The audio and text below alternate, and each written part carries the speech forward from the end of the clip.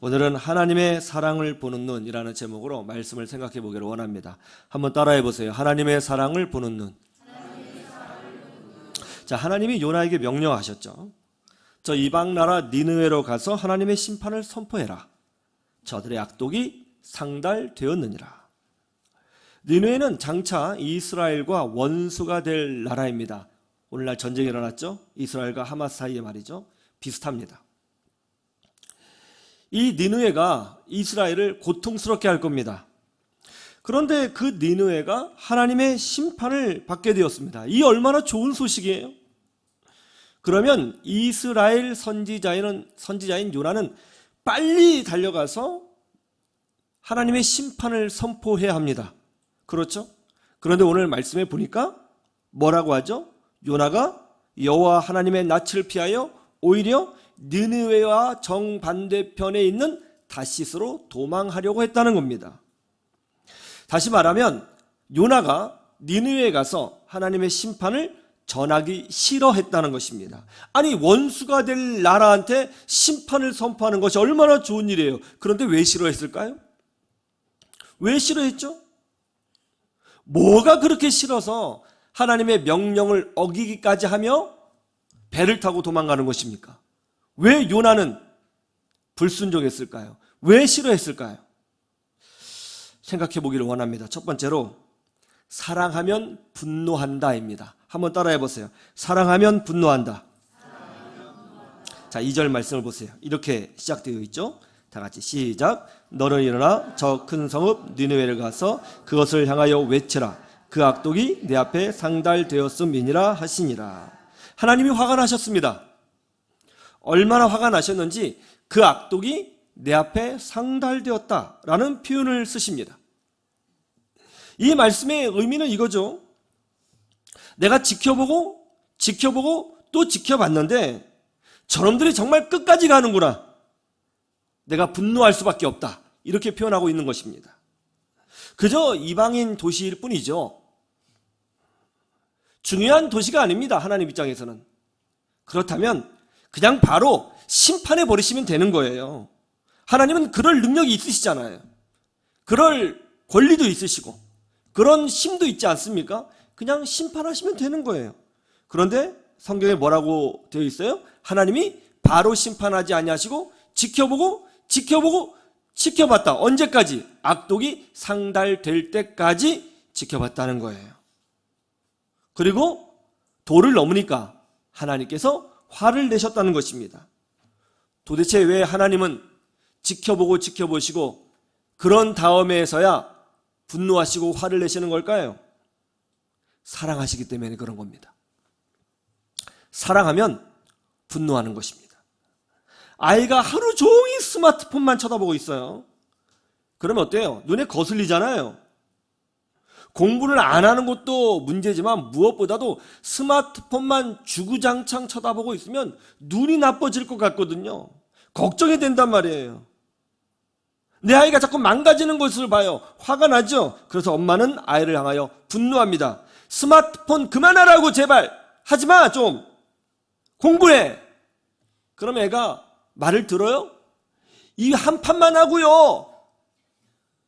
이것만 하고요. 저것만 하고요. 너무너무 듣기 싫죠. 여지까지 했잖아. 금방 했어요. 뭘 금방이야. 벌써 2시간 지났는데. 아니에요. 금방 했어요. 너 스마트폰 내놔봐. 사용시간 보자. 사용시간 보자고 너. 엄마 말이 맞으면 넌 죽었어 오늘. 그러는 거죠. 그래도 말을 안 들으면 뭐라고 앉아서요? 그냥 나가 놀아. 차라리. 나가 놀아. 엄마의 의도는 이거죠. 스마트폰 화면을 못 보게 하고 싶은 거예요. 눈 나빠질까봐. 신경계통에 문제가 생길까봐. 차라리 노는 게 낫다는 거죠. 내 귀한 자식 시력 망치고 정신 망치는 것보다 노는 게 낫다는 거예요. 하루 종일 스마트폰 보면 화나거든요. 거슬려요. 아까워서 화가 나는 거예요. 아까워서. 사랑하니까 화가 나는 거죠. 남편이 종종 아내에게 화를 많이 내죠. 아무 일도 없는데 어디가 탁 부딪혀. 아야, 부딪혔네. 그 남편은 뭐라고 그래요? 아유, 많이 아파 그래야 되는데. 왜 자꾸 부딪혀? 그러면 왜 그래 자꾸? 이러고 싸우는 거죠. 만약에 남편이 화를 안 내고 부딪혔어, 아프겠구나, 그러면 사랑하지 않는 거예요. 그거 잘 아셔야 돼요. 화를 내면 속상해서 화나는 거예요. 속상해서. 속상하다는 것은 뭐냐면 사랑한다는 거예요. 속상하지 않아요. 걱정만 해줘요. 정말 아프겠구나. 그러면요, 의심해 보셔야 됩니다. 이제 끝이 왔구나. 이렇게. 아이는 어떻게 생각해요? 엄마가 나를 사랑하지 않는구나. 내가 이렇게 좋아하는 스마트폰을 왜 못하게 하지? 왜 이렇게 못하게 하지? 내가 공부를 못해서 그런 거야? 왜 이렇게 나를 못 살게 굴지? 내가 하고 싶은 게 있는데 왜 엄마는 나한테 왜 이렇게 화를 내는 거지? 그러면서 삐지고 분노하고 가출하죠. 여러분, 사랑하지 않아서 화를 내는 거예요? 아니요, 사랑하기 때문에 속상해서 화를 내는 거예요. 사랑의 반대말은 분노나 미움이 아니라 무관심이에요. 죽든지 말든지 내 마음에 아무런 감정이 없어요. 그건 정말 사랑하지 않는 거예요.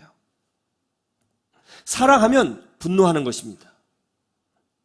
요나가 이것을 알고 있었던 것입니다. 느느웨를 향해서 하나님이 무관심하셔야 되죠. 죄를 짓든지 말든지. 신경을 쓰지 말으셔야죠. 그런데 하나님이 분노하세요. 지켜보셨어요. 무슨 뜻이에요? 사랑하시는 거잖아요. 요나가 이것을 간파한 거예요. 그래서 하나님의 사랑을 보여주기 싫어 적국인 느느웨로 들어가지 않고 반대편으로 도망간 겁니다. 정말 그럴까요? 요나가 그렇다고 고백했어요. 한번 보세요. 요나서 4장 1절 2절. 요나서 4장 1절 2절. 같이 볼까요? 시작. 요나가 매우 싫어하고 성내며 여호와께 기도하여 이르되 여호와여, 내가 고객에 있을 때에 이러하겠다고 말씀하지 아니하였나이까? 그러므로 내가 다시스로 도망하여 싸우니 주께서는 은혜로우시며 자비로우시며 노하기를 더디하시며 이내가 크시사 뜻을 돌이켜 재앙을 내리지 아니하시는 하나님이신 줄을 내가 알았음이니이다. 그렇죠? 그렇죠? 하나님이 왜 니느웨를 향하여 분노하시는가? 사랑하기 때문에 화를 내고 계시는구나 하는 것을 요나가 알았다는 거예요. 그래서 하나님의 사랑을 원수의 나라인 니느웨에 보여주기 싫어서 도망갔다는 것입니다. 여러분이 신앙생활을 하다 보면 실수할 때가 있고 또 죄를 지을 때가 있죠. 또 죄라는 것을 알면서도 고의적으로 그 죄를 지속할 때도 있을 겁니다. 그때 하나님께서 여러분을 징계하실 것입니다. 어떤 사고나 혹은 질병, 어떤 사건을 통해서 여러분을 치실 것입니다. 고통스러울 겁니다. 꽤 아플 겁니다. 그때 여러분은 영적으로 깨어 있다면, 여러분이 만약 구원받은 사람이고 참된 하나님의 백성이며 그 영으로 하나님을 감지하고 있는 사람이라면 즉각 알아채릴 겁니다. 하나님이 나를 치셨구나. 이 사고, 이 위기, 이 아픔, 이 고통, 하나님이 치신 거구나. 여러분이 구원받지 못했다면, 영적으로 죽어 있다면 전혀 느끼지 못할 겁니다. 그러나 만약 여러분이 구원받은 하나님의 백성이고 중생한 자요, 거듭난 자요, 성령이 그 안에 있어 생명이 역사하는 자라면 인식할 겁니다. 하나님이 치셨구나. 꽤 아플 겁니다. 그렇게 하나님이 치셨다는 것을 깨달을 때 여러분은 이렇게 생각하셔야 됩니다.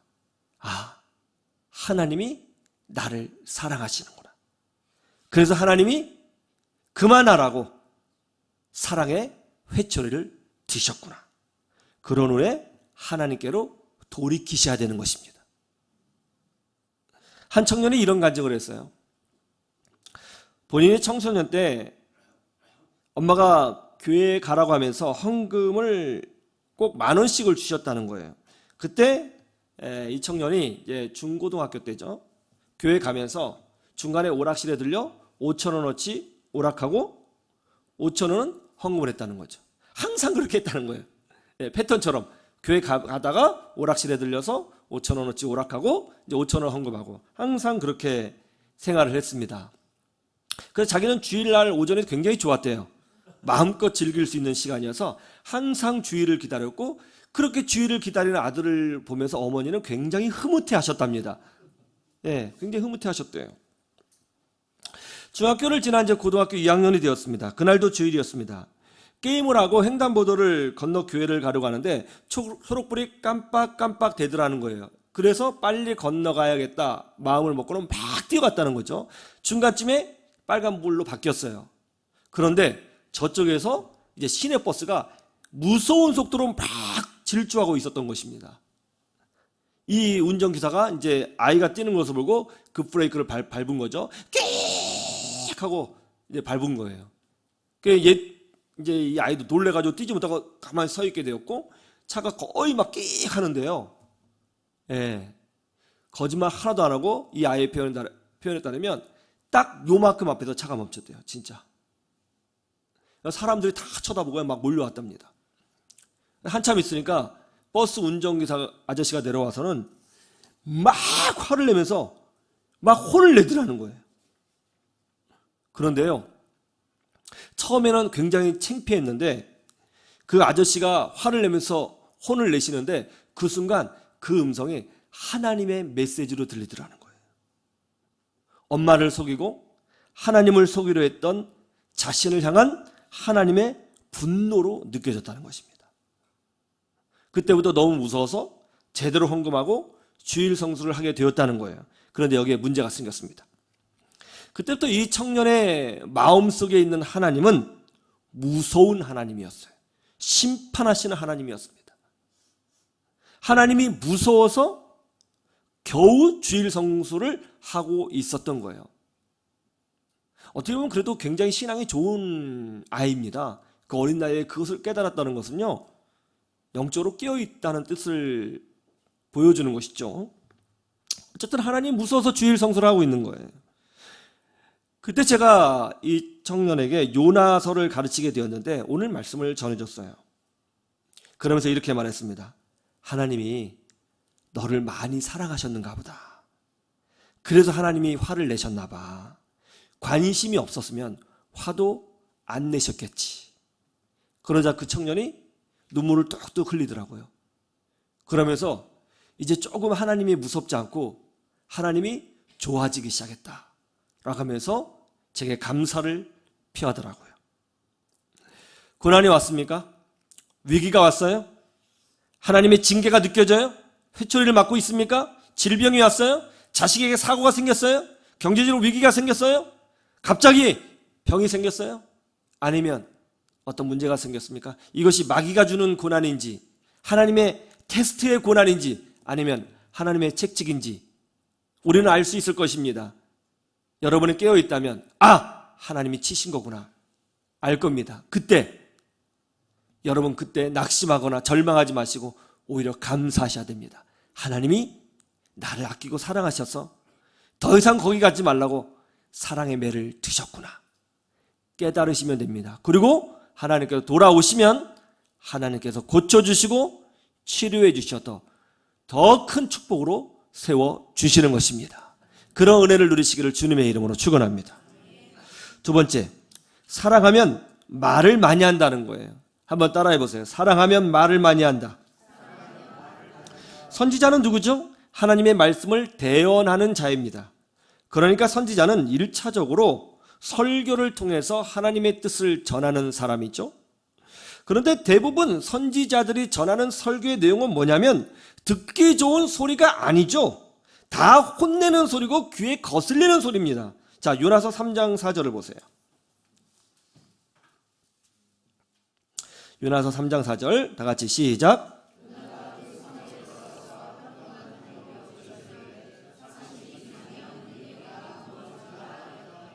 뭐라고 선포했어요? 40일이 지나면 니네가 무너진다는 거예요. 이런 거죠. 당신 망할 거야. 당신 죽을 거야. 당신 저주받을 거야. 여러분 이런 말 좋아할 사람 있어요? 당신 그런 식으로 신앙생활하면 하나님이 치실걸? 이런 설교 좋아할 사람이 있겠습니까? 그런데 요나가 그렇게 설교했다는 것이죠. 그때 이 소리를 들은 느느웨 사람들이 좋아했겠어요? 당신 망할 거야? 당신 죽을 거야? 지금 당신 저주받을 거야? 그 얘기 듣고 좋아하겠습니까? 분명히 싫어했겠죠. 귀에 거슬리잖아요. 축복 설교를 해도 들을까 말까 하는 시대 가운데 당신 저주받아, 당신 죽어, 그런 설교하는데 누가 좋아하겠습니까? 우리가 하나님의 말씀을 들을 때에 귀에 거슬리는 하나님의 메시지를 들을 때가 있을 겁니다. 그때 여러분은 어떻게 하세요? 분노하세요? 아니면 그 메시지가 나를 때린다고 생각해서 귀를 막아버리십니까? 여러분은 어떻게 하시죠? 제 아내와 아들의 관계는 사랑과 잔소리의 관계입니다. 정말 아들에게 엄청난 말들을 쏟아내요. 세수 제대로 하라 그랬지. 우유를 먹으라고 했잖아. 우유 왜 안 먹었어? 운동해야지. 운동하라고. 스마트폰 보지 마. 스마트폰 보지 마. 엄마가 뺏어버린다. 보지 마. 빨리 양치질하고 자야지. 아직도 안 자면 어떡해? 내일 어떻게 할 거야? 기도했어? 기도했냐고? 할 거예요. 할 거요가 아니고 지금 하란 말이야. 말씀 봤어? 볼 거라고요. 보라고 했지. 아침에 일어나면 세수부터 해야지. 지금 뭐 하는 거야?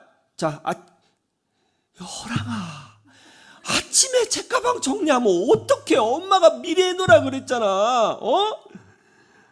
이렇게 계속. 저 흉내도 못 내요. 잔소리를 막 쏟아내요. 그러면 우리 아들이 남자니까 미치려고 그럽니다. 동공이 흔들리고 미치려고 그래요. 그러면 어느 날은 그런 거예요. 엄마 제발요! 막 그러더라고요. 그러면서 분노해가지고 얼굴이 돌처럼 굳어지는 거예요. 씩씩거리면서 자기 방으로 들어갔습니다. 그래서 제가 나중에 따라가서 이렇게 얘기했어요. 아들아, 네가 옆집 아들이면 네 엄마는 절대로 분노하지 않을 거다. 네가 100일 동안 세수를 안 해도 네 엄마는 환하게 웃어줄 거야. 네가 3년 동안 양치질 안 해서 이빨이 다 썩어서 빠져도 엄마는 귀엽다고 웃어줄 거다. 그런데 네가 엄마 아들이니까 밖에 나가서 더럽다는 소리 듣고 또 양치질 안 해서 어린 나이에 이빨에 문제가 생기는 거, 치아에 문제가 생기는 거 받아줄 수가 없는 거야. 그래서 너가 못하는 것이 엄마에게는 지금 고통이거든, 마음에. 그러니까 엄마도 모르게 잔소리로 쏟아내는 거야. 네가 아들이니까 쏟아내는 거야. 네가 옆집 아들이면 절대로 안 그래. 그랬더니 우리 아들이 놀라운 깨달음을 이야기합니다. 옆집 아들이면 좋겠어요. 조용히 나왔습니다.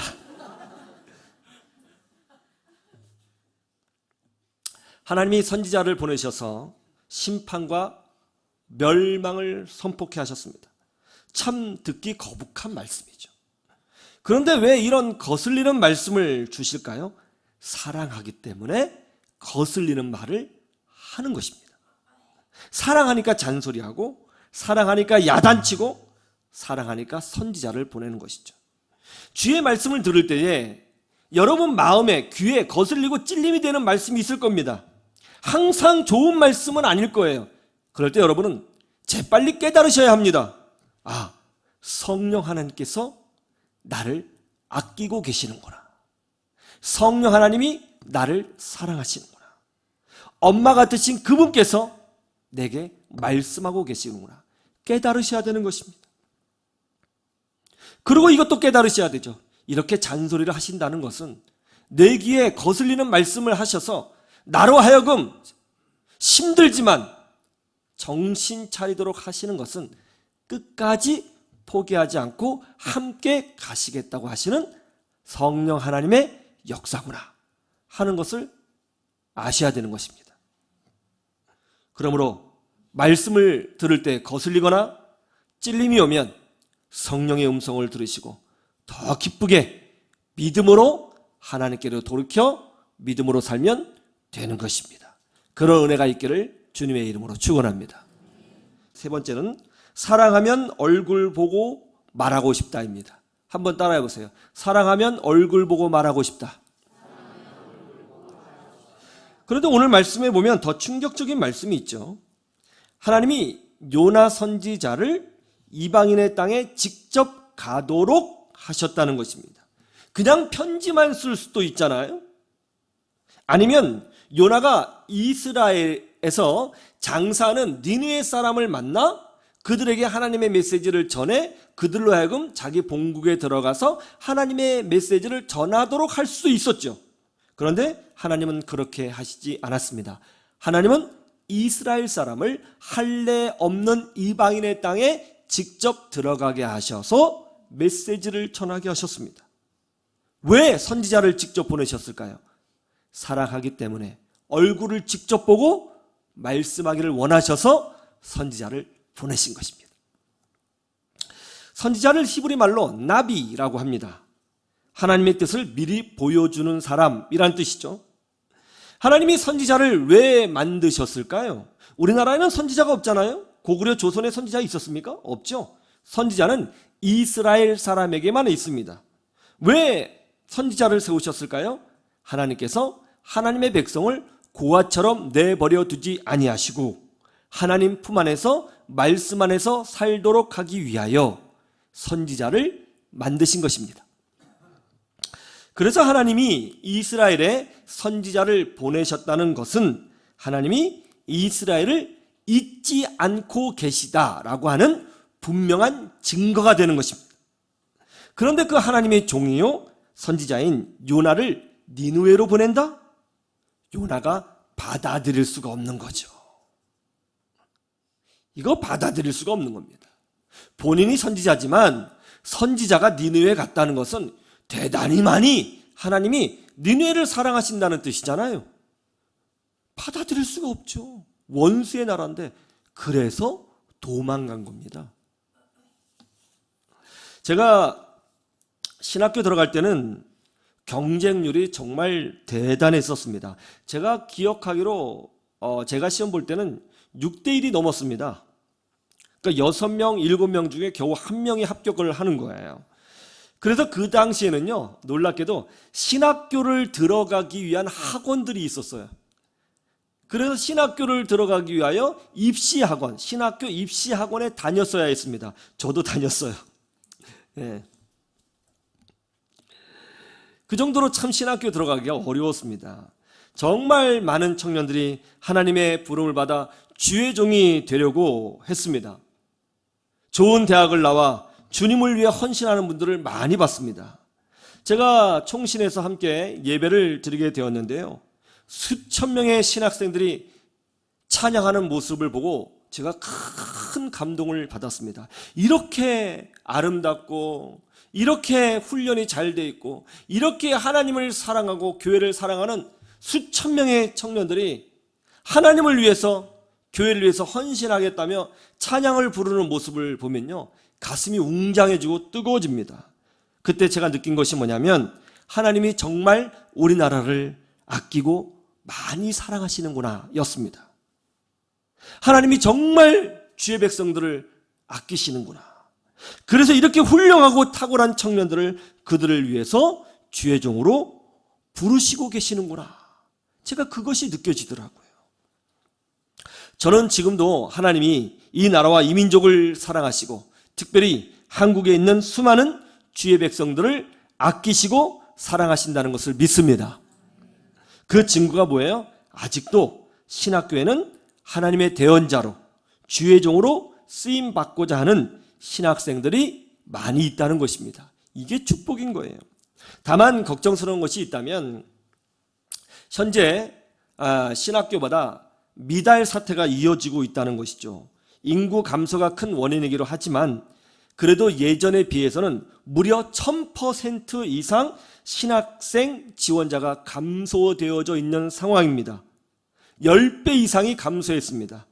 이제는 신학생 구하기가 어려운 시대가 되었습니다. 정말 우리가 정신 차리고 성령으로 살아야 할 때라고 저는 생각합니다. 목회자들이 사라지고 있습니다.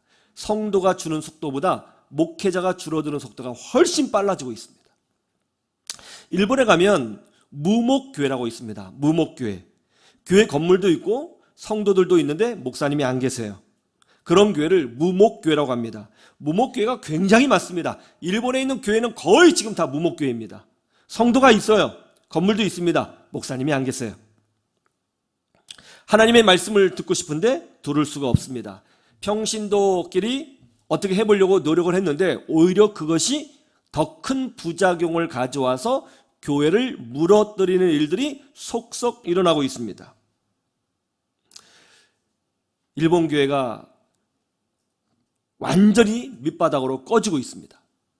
그래서 이제 일본에 선교하러 가신 선교사님들이 어떤 사역을 하고 있느냐면 한국 목사님들 중에서 일본어를 기초회화 정도만 하실 수 있으면, 요새는 번역기가 잘 돼 있으니까 일본에 오셔서 담임 목회를 하실 수 있도록 돕는 사역을 일본에 있는 선교사님들이 지금 10년 전부터 추진하고 있습니다.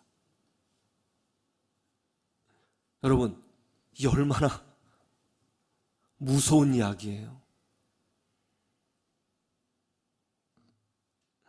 하나님은 이 나라 이 민족을 사랑하셔서 지금도 주의 종들을 배출하게 하시고 교회마다 하나님의 종들이 오늘 이 시간에도 전국에 있는 교회에서 주의 종들이 주의 말씀을 선포하고 있습니다.